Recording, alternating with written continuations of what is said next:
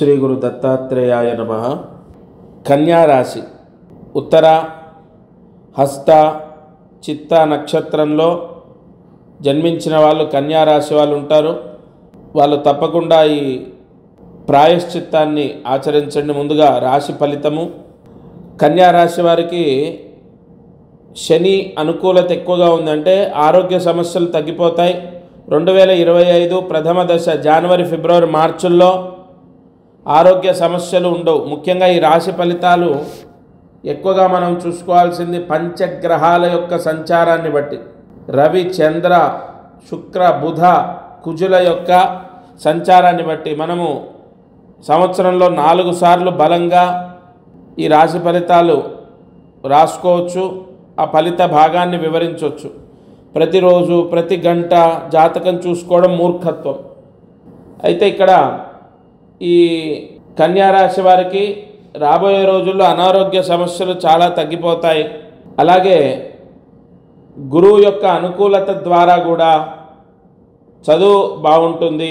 చెప్పిన మాట వింటారు, బాగా చదువుతారు, మొండితనం పోతుంది. ఈ జనవరి ఫిబ్రవరి మార్చి నెలల్లో ఆదాయం కూడా బాగానే ఉంటుంది. ఈసారి చాలా వరకు 12 రాశుల్లో ఒక 3 రాశులు తప్ప చాలా వరకు ఆనందంగా ఉండే వాళ్ళే ఉన్నారు. అంటే ఈ సంవత్సరం మీకు బాగుంటుంది, మీరు, మేము, మనము అందరం బాగుంటాం. అయితే ఈ 2025 ప్రథమ దశ జనవరి ఫిబ్రవరి మార్చుల్లో ఉద్యోగ యోగం, వ్యాపార యోగం, ధనయోగం, ఆర్థిక యోగం తప్పకుండా లభిస్తుంది. చదువుకునే వాళ్లకు బాగుంది. వైవాహిక జీవితంలో మాత్రం కొన్ని సమస్యలు, చికాకులు, భార్యాభర్తల గొడవలు, మనస్పర్ధలు, భార్య భర్తతో లేదా భర్త భార్యతో ఇబ్బందులు, లేదా పార్ట్నర్స్, వ్యాపారంలో ఉన్న పార్ట్నర్స్కి విభేదాలు రావటం, ఓవరాల్గా మీకు దగ్గరగా ఉన్న వాళ్ళతో మీరు దూరం అయ్యే అవకాశాలు ఉన్నాయి.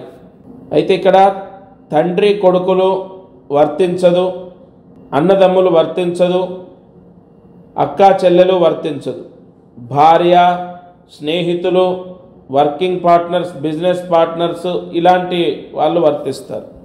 అయితే ఈ కన్యా రాశి వారు మరి అన్ని విషయాల్లో బాగున్నారు. చదువు బాగానే ఉంది, పరీక్షలు బాగా రాస్తారు, వ్యాపారం బాగుంటుంది, ధనయోగం ఉంది, ఉద్యోగము ఇవన్నీ బాగున్నాయి.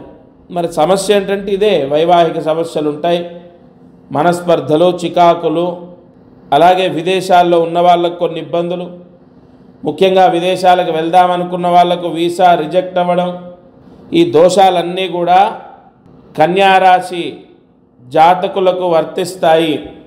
కావున వీళ్ళకు చిన్న పరిహారం చెప్తాను. జనవరి ఫిబ్రవరి మార్చ్ ఈ 3 నెలలు బ్రహ్మాండంగా యోగించడానికి పంచగ్రహాల యొక్క సంచారాన్ని బట్టి రవి ఆత్మకారకుడు, చంద్రుడు మనఃకారకుడు, శుక్రుడు యోగకారకుడు, కుజుడు ధనకారకుడు, ఇలా 5 గ్రహాల యొక్క అనుకూలత ఉంటే కన్యారాశి వారికి బాగుంటుంది.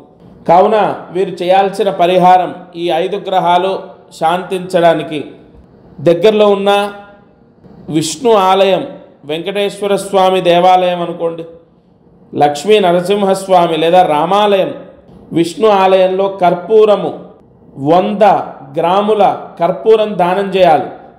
దగ్గరలో ఉన్న విష్ణు ఆలయంలో, లేదా గురువు కారకత్వాలు అంటే సాయినాథుడి దేవాలయంలో అయినా పర్వాలేదు. సాయినాథుడి దేవాలయంలో ఒక 100 గ్రాముల కర్పూరం దానం చేయాలి. అలాగే ప్రతిరోజు కన్యారాశి వాళ్ళు దత్తాత్రేయ స్వామి అష్టోత్తరాన్ని చదువుకోవాలి. ఈ పరిహారం కన్యారాశి వారు చేస్తే విదేశాల్లో ఉన్న వాళ్లకు మంచి జరుగుతుంది. అలాగే వైవాహిక సమస్యలు తగ్గుతాయి. కన్యారాశి వారు ఈ పరిహారం చేసుకోండి. దత్తార్పణమస్తు. Please like and subscribe Eagle Andhra.